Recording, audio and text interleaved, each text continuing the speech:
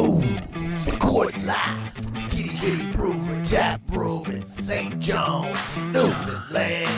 This is Whatta Ya Act, with a special performance by Kyle Saunders.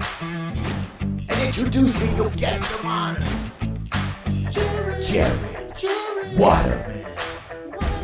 And now, ladies and gentlemen, put your hands together for the host of the show, Brad Tetlow.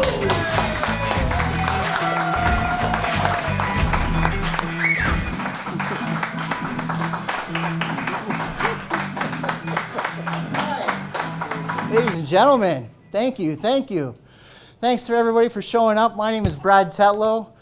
I'm the host of Whatta Ya Act, and we got another great episode for you tonight. Did everybody have a great summer? Because we've been away on a summer vacation, kind of a summer break.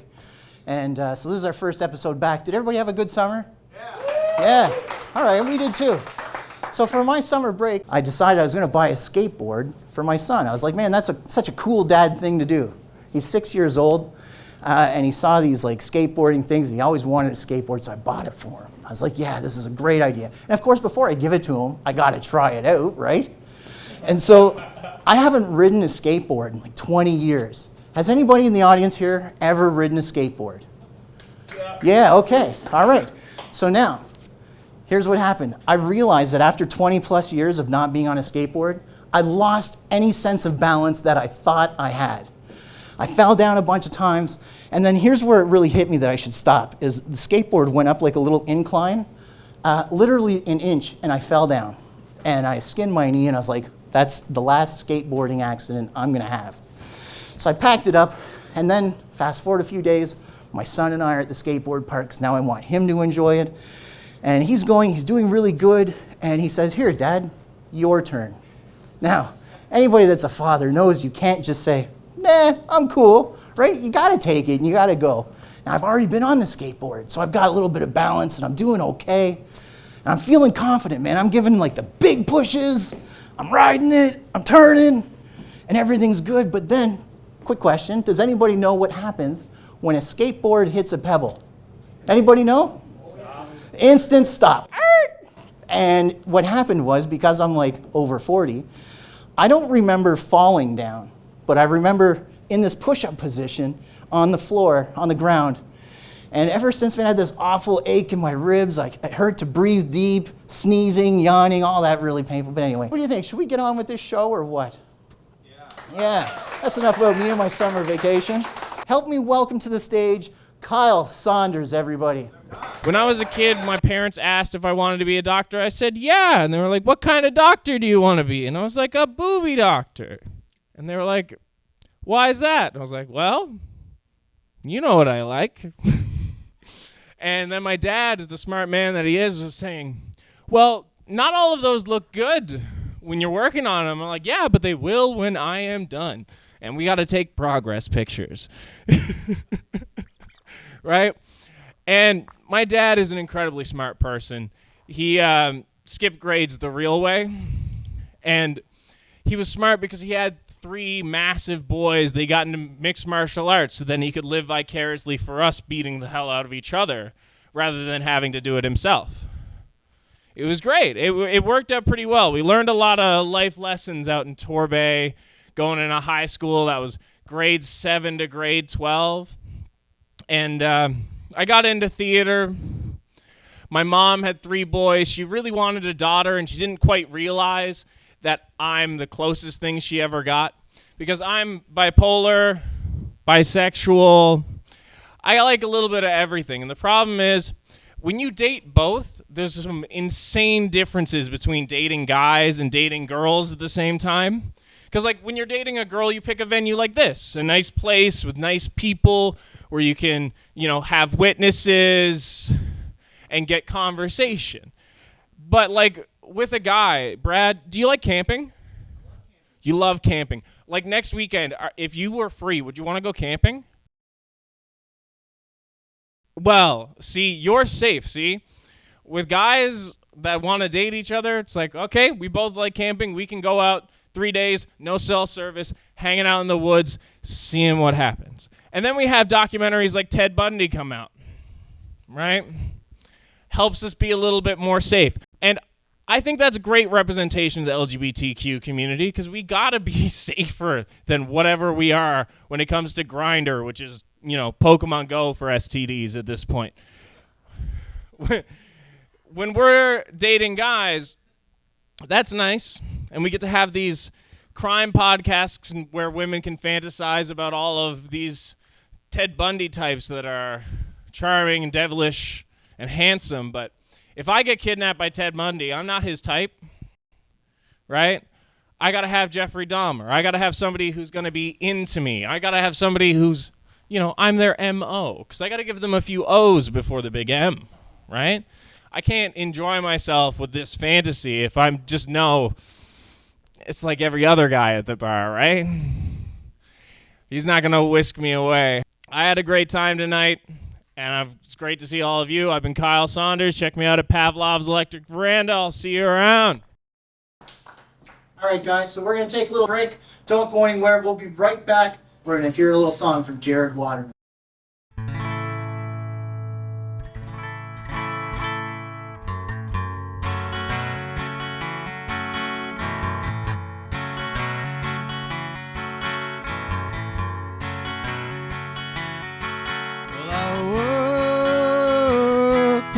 This stuff I can't use 'cause I work too much, work all day and I work all night. My mind is always busy and that ain't right. I got 10 pairs of pants, shoes I don't wear, got a jacket for each day, and I got silk underwear. Will I see you tomorrow? Let's get together soon, and I need time for me so I can have time for you. I got 10 pairs of pants, shoes I don't wear, I got a jacket for each day, and I got silk underwear.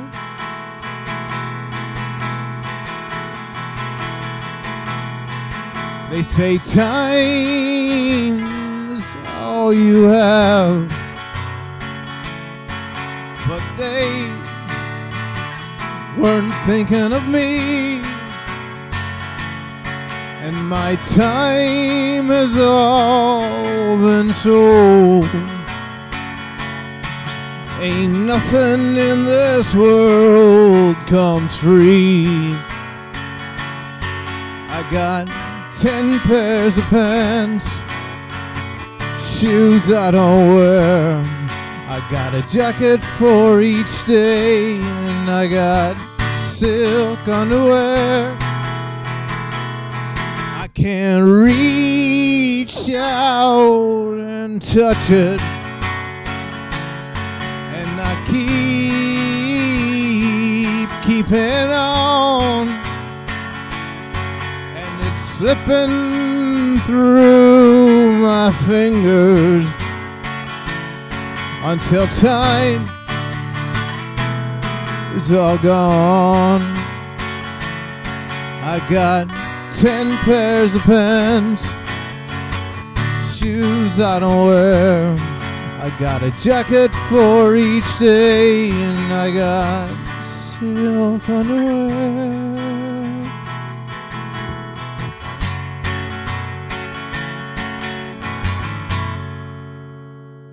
Time has been sold. Thank you very much. Jared, thanks so much for being on the show. Thanks for having me, buddy. Thanks for having me.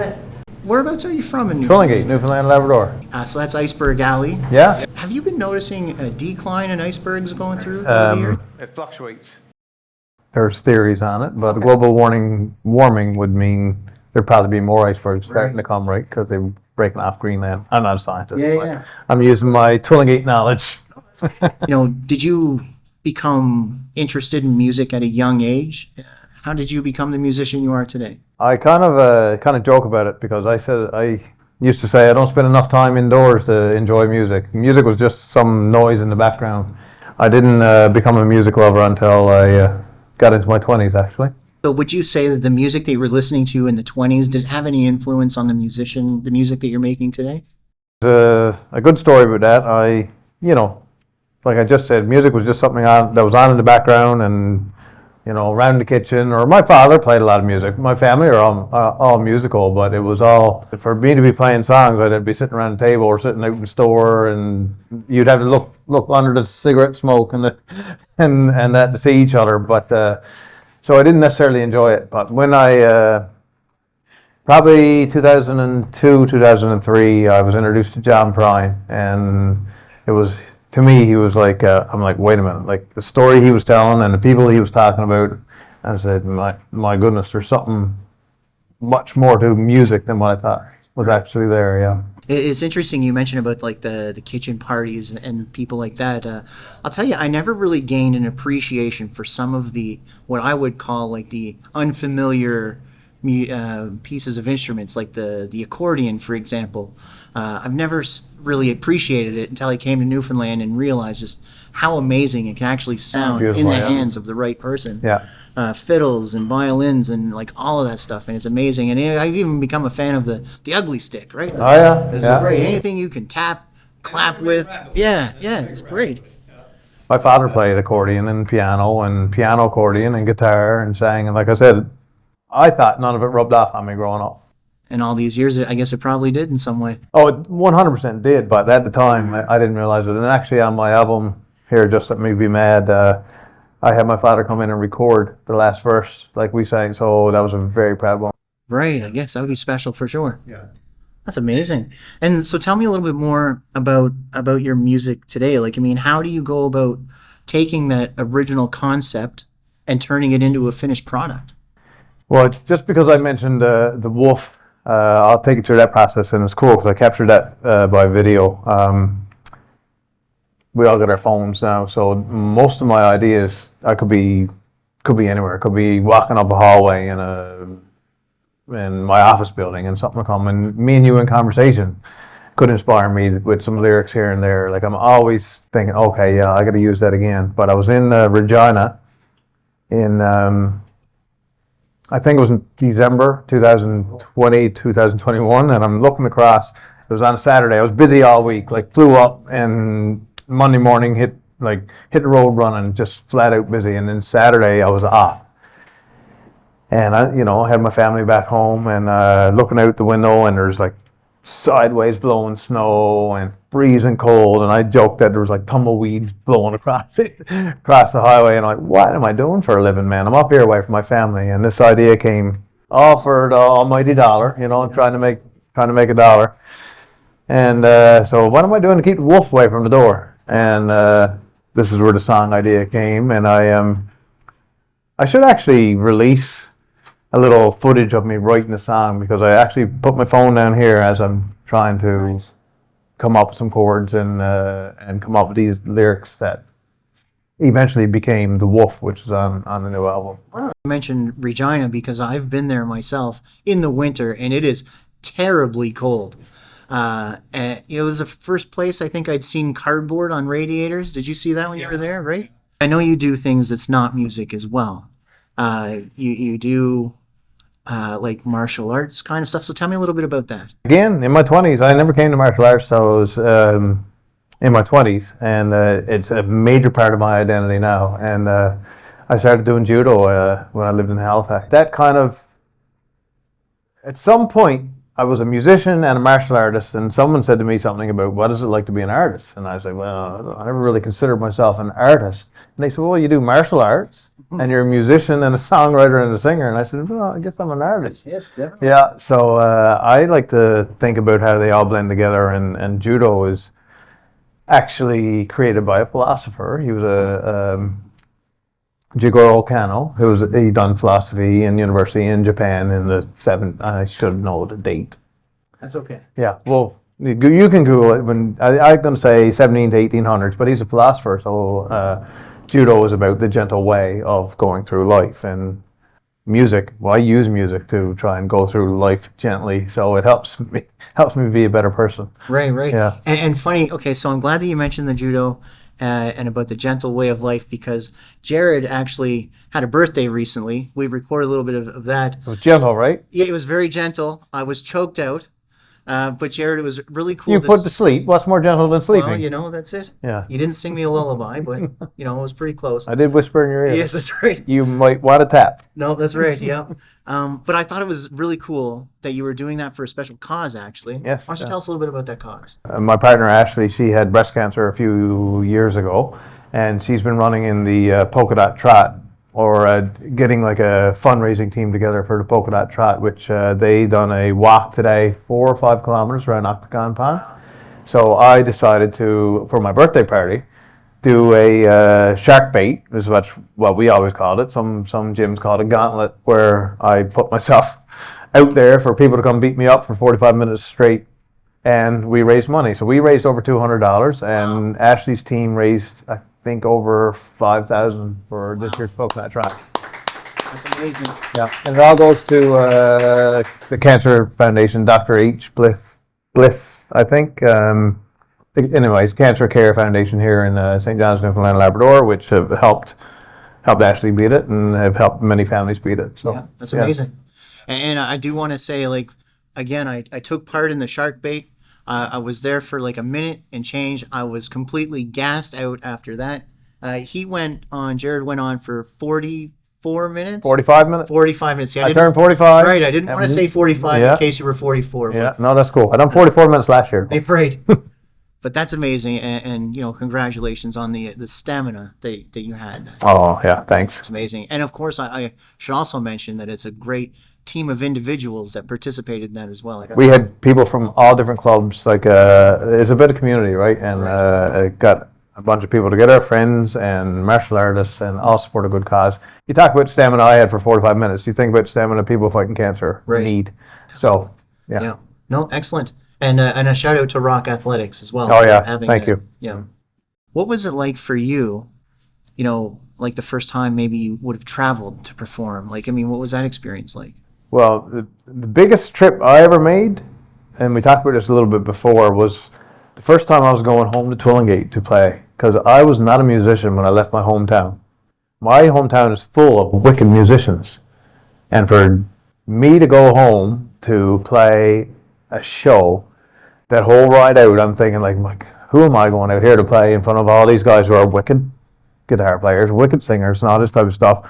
So it was another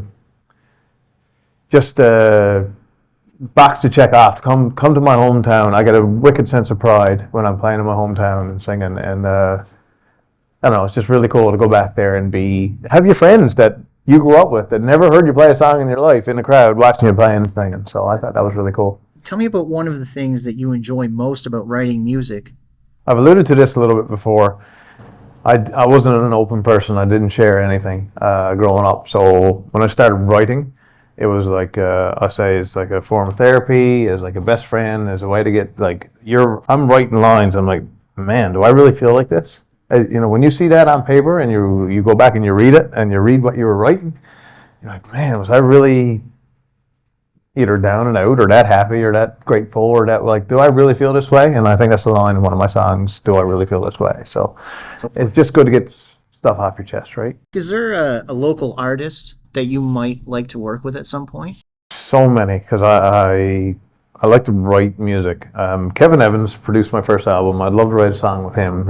He's fantastic. I mentioned to a few of my friends here earlier tonight, Jenny Mallard was here on the show, actually. Yeah, I really like Jenny, and I'm working with Quote the Raven, Jordan Coker. We're writing on songs. So anybody that I want to work with, I'm knocking on their door and saying, can we write a song? Like, that's how I just want to write with anybody that I can, because it started out, I wouldn't write with anybody because everything was so personal, but people can bring things out of you, right? Definitely. So there's no specific artist, but I can't name them all. Sure. No, that's under.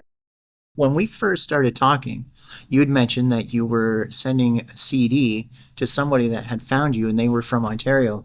How, like, do you know how that person found you? Like, Well, I tried to send a few cryptic emails back to him and said, yeah, sure, you can have, which ones would you like or which album? And when I answered the question, sure, you can have these albums and I'll send them in the mail, I'm like, so the name was, it was a Russian name or whatever, and you hear all this stuff in the media or whatever, and people getting hacked in emails and all that stuff, and I'm like, they wanted my phone number. Apparently, they needed my phone number to send me money through an e-transfer, which I never heard before. So I'm like researching, like, is this legitimate or whatever? But apparently they found it, I think, either through my website or through Fred's Records website, because they said they tried to order it from Fred's Records online. But neither first nor last, I don't know how they found me or whatever, but they wanted both my albums. And I sent it out, and they said, thank you very much. When they got the albums, they confirmed they got it, and they also paid me. So, that's amazing. So, give it up for a Russian from Ontario ordering CDs from a Newfoundlander. You've hit it big when you've accomplished that feat. Yeah, boy, that was on the list too. That's when I knew I hit it. I mean, what motivates you to keep going, as a musical artist? The only motivation is I would probably explode if I kept it all inside now. Like, there's no way that I will not do this for the rest of my life. As long as I got a cognitive brain, I think I'm going to have to be doing this. Right. And have you got any goals for the future? Like, what are you planning for? I've alluded to how much I like songwriting. I want to somehow, some way, get an accolade for songwriting at some point in my career. I want to be recognized for that. And now, speaking of accolades, you've been nominated for an award in the past. Yeah, last year I was nominated for Folk Roots Artist of the Year in Music NL 2022. Yeah. Excellent. Congratulations. Thank you very much.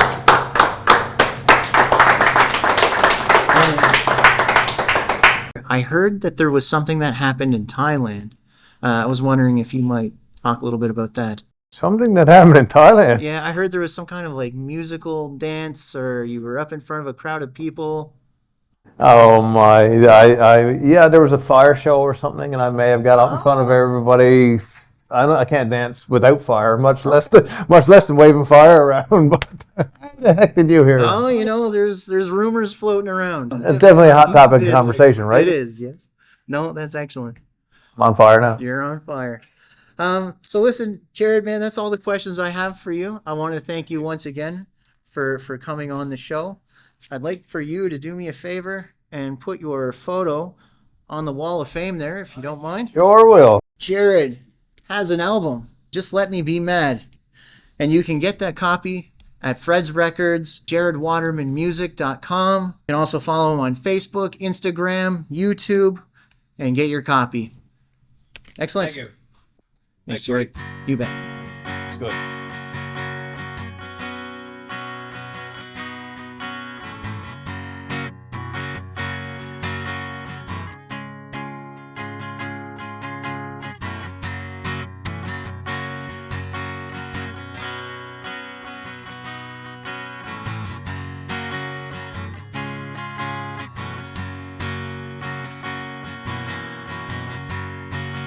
Have you seen the neighbor's yard? His grass is so green, but I work so hard. Take a look beneath my feet. Looks like my grass is pretty green. Monkey see, monkey do, I think that I'll just copy you. It's hard to be somebody else, so I guess I'll try to be myself. Have you heard about Mr. Jones? He works so hard, he's never home. He sure wears a fancy suit. I'll never walk in his shoes. Monkey see or monkey do, I think that I'll just copy you.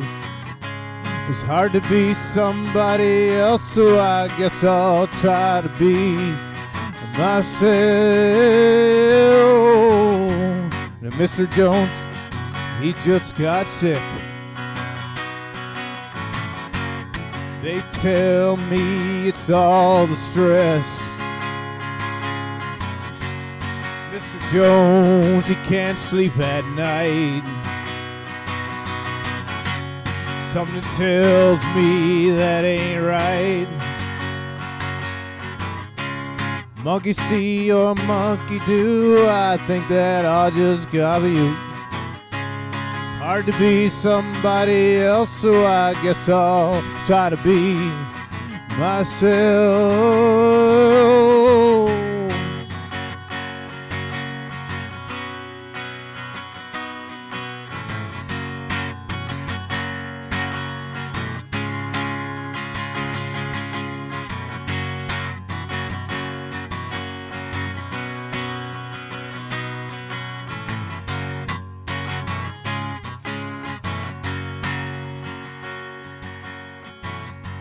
Won't you take a minute and listen to me? Maybe for once you will see all the shit you got that's all for show. You can't take it with you when you go. Monkey see or monkey do, I think that I'll just copy you. It's hard to be somebody else, so I guess I'll try to be. Monkey see or monkey do, I think that I'll just copy you. It's hard to be somebody else, so I guess I'll try to be myself.